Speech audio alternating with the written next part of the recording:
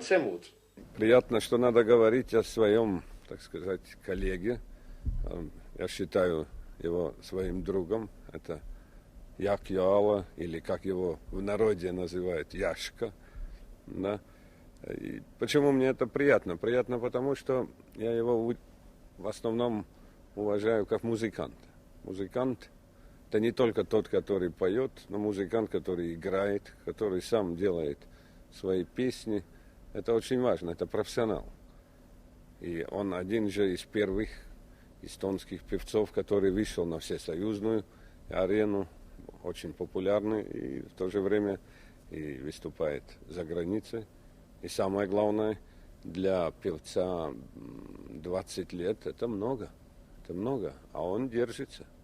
Я вот его еще вчера на него посмотрел, немножко постарел, но выглядит хорошо, и очевидно, он еще думает долго выступать, и так надо.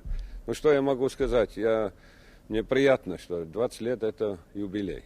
Для эстрадного певца это, я считаю, по моим, так сказать, размерам, это уже 75 лет на сцене.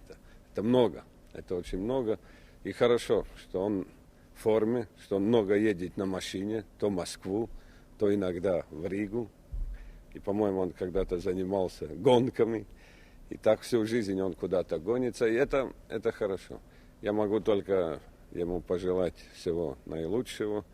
И пусть он держится так же дальше, как и до сегодняшнего дня.